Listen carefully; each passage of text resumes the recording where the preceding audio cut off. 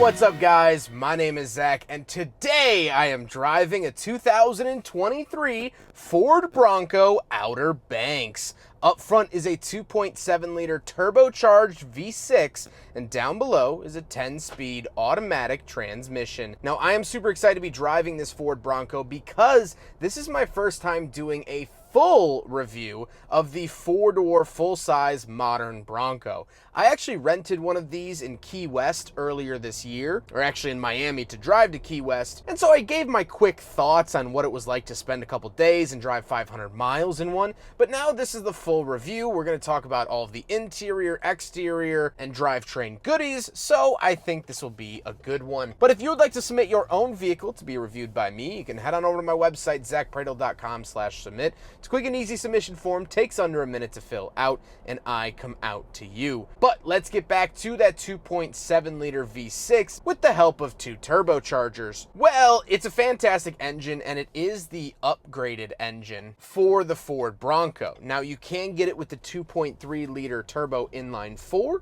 or the V6. The upgraded or higher trim levels are going to have the V6, and it's really the engine that you want. Nothing outwardly wrong with the 2.3 liter, but let's be honest, the V6 is the spot. You don't go to Portillo's for the napkins, you go for the hot dogs and the beef. And that's what you want out of this Bronco. Now, like I said, paired to it is a 10-speed automatic. You can also find these with a 7-speed manual. I have not personally driven a 7-speed manual, so I can't comment on it, but it is an option if you'd like to spec that. I like the 10-speed. It does a decent job, and I have no complaints. Last but not least, of course, the Bronco is 4-wheel drive. They do not make a 2-wheel drive Bronco. So how does it feel to actually drive it? Well, it is going to be a pretty stiff and rugged driving experience. If you're expecting a Rolls-Royce, start to look elsewhere. But that's not a bad thing. This is an incredibly capable SUV, so it should be rugged. It should be rough around the edges. So just prepare yourself for that. The wind noise from the fabric top, I can tell you firsthand from driving it 500 miles, is a lot.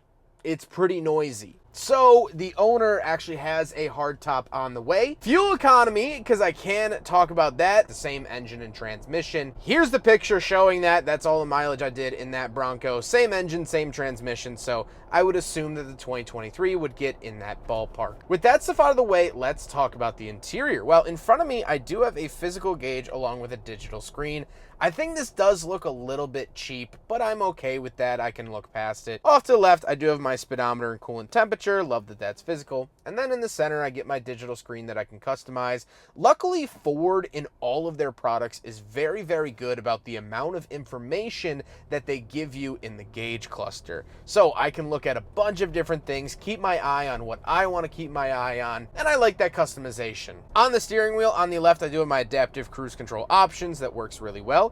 And off to the right, we have phone options, skip track, selectors, and that sort of thing. I really like the overall look and feel of the steering wheel, and I've enjoyed my time with it. Off to the left, we do have a grab handle with the climate control vent, headlight switches, gauge dimmer switches, power parking brake, and our hood release. On the door, we just have our latch to get in and out and our lock buttons. And moving in the center, we do have a 12-volt outlet way up at the top, as well as this little mount. This is actually for a camera. If you want to mount a GoPro to your dashboard, Ford lets you do that out of the box, which I think is phenomenal. I also get a couple of different buttons to lock the front diff, lock the rear diff, our trail turn assist, traction control off, and our hazard switch. Love all of these features. And then we have the giant infotainment screen. This is the Sync 4 system, so it does have wireless CarPlay, which is fantastic. The Bronco Sport still has yet to adapt that. So I do get Apple CarPlay, Android Auto, and a bunch of really cool features.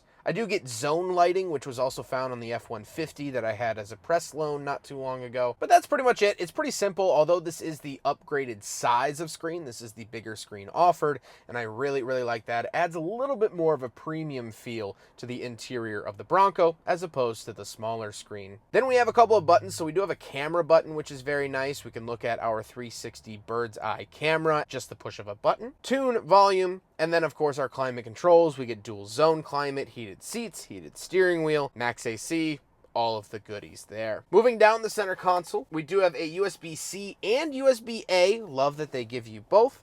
little tray for your phone that is a wireless charger, little Bronco badge, and then we come to the shifter. The shifter is nice, does have a nice quality feel to it, and I've enjoyed using it. Then we do have our GOAT mode. So not only is this like 4-wheel drive low, 4 high, 2 high, things like that, but I can also switch through my GOAT modes, which are our drive modes, which is normal, eco, sport, slippery, mud/ruts, and sand. So plenty of customizable options for drive modes here in the Bronco. Then off to the right, we do have cup holders, so we will do a big friggin' bottle test here in the Ford Bronco. And unfortunately it fails. We already knew that it would just based off of previous tests, but alas, it's still a fail here in 2023.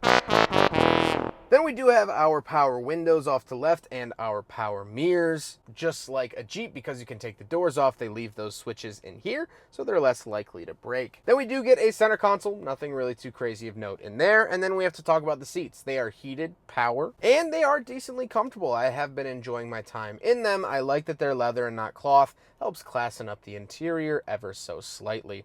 However, speaking of seats, we do have back seats, so let's go do a back seat review. All right, so we're in the back of the 2023 Ford Bronco Outerbanks, and a couple of things to note. First of all, the seats are a little hard, at least noticeably harder than the seats up at the front. A little bit harder material, which is pretty common for SUVs. I just got out of a Jeep Grand Cherokee Trailhawk? Jeep, whatever. It had hard back seats, the Jeep Grand Cherokee. So pretty standard here in this classification of vehicle. I do have a little center console that folds down with 2 cup holders. Down here, I have my window switches as well as USB-C, USB-A, and a wall outlet. So your charging needs are going to be met in the back of the Ford Bronco. Other than that, nothing really too crazy to write home about. My knees actually aren't hitting the seat in front of me. My head is not hitting the ceiling, and of course, when this comes off, you get a giant open air experience, which is fantastic. But let's hop out. We'll take a quick look at the trunk and cargo space, and then we'll talk about the looks. Out around the back of the Ford Bronco, pull the handle here, and the door opens up like this. So decent amount of cargo space in the back of the Bronco, which is very, very nice. However, there are a couple of party pieces. So pull up this mat. This is an aftermarket mat, but pull this up, and you get 2 things. First of all, this is actually a Bronco toolkit. I know it's kind of noisy with the carabiner on it, but this is a Bronco tool set, and it actually says, I'm trying to do this one-handed, which isn't really working. It says Bronco on it, and this is specifically to take the doors and roof off, which is super, super cool. But besides that, you do get this little area, and you might be thinking, okay, cool. It's actually can be used as a cooler. This is a drain to drain the water after the ice melts, and can be used as an actual cooler. It's a little bit insulated. So very, very cool that Ford gave you that option. One last thing everyone wants to talk about, there is a bottle opener on the inside here, but that is the rear cargo space of a Ford Bronco. Now we gotta talk about the looks, and this has the Sasquatch package added to it, which gives it the bigger wheels, suspension lift, things like that. It really, really helps make the Bronco look more Bronco, if that makes sense. Now this is the Outerbanks trim level as well, and I think altogether, I think it's a really cohesive, really good looking SUV. It has retro aspects, but doesn't look like they pulled it out of the ground from 50 years ago. So I think Ford did a really good job with maintaining or walking that design line.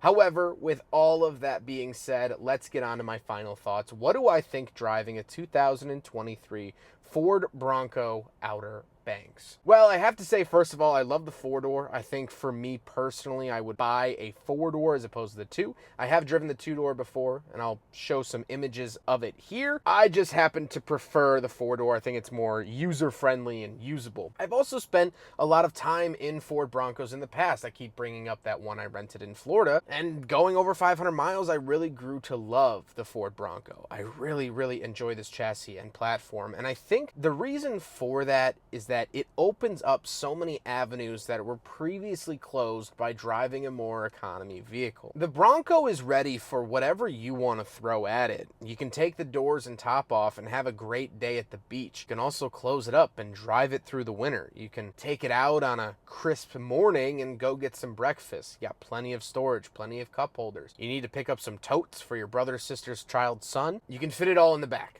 and that is lovely. It's a can-do vehicle. And what's really understated is that it starts to sort of weigh on your mind in a very positive manner. You start to realize all the things you can do. You naturally become a more adventurous person when you own a vehicle like this. Now, it's not going to be a night and day difference. You're still going to be you, just in a different car. I can't help you there. But when driving the Bronco, I'll see a gravel patch, I'll see an off-road spot, I'll see, a trailhead at a national park, and where previously I would say, maybe we could try that, I say, yes, let's go do it. Let's try that hike. Let's be a little adventurous. Sure, the path might be rocky, but my Ford Bronco can handle it with ease. And that's the lovely part about this vehicle, and what I have personally felt while driving these vehicles. Not to mention, I actually went out and bought a very small version of a Ford Bronco remote control from Traxxas. I love playing with that little thing. It's brought so much joy to my life. And so the full-size Bronco has done that as well. It just gets a little bit worse fuel economy than the little battery-operated one. But hey, that's okay. I hope you guys enjoyed the video. Huge thank you to Rick as well as Max for facilitating this review. They've been absolutely awesome to work with. I've known them both for years and years and years. Such a down-to-earth family. I cannot thank them enough for just all the support over the years, whether that be in car reviews or not. So they are fantastic. And Max has been a very close friend of mine for several years at this point, so I can't thank him enough. But I hope you guys enjoyed the video. Don't forget to rate the video, comment on the video, and subscribe if you really liked it. Take care, guys.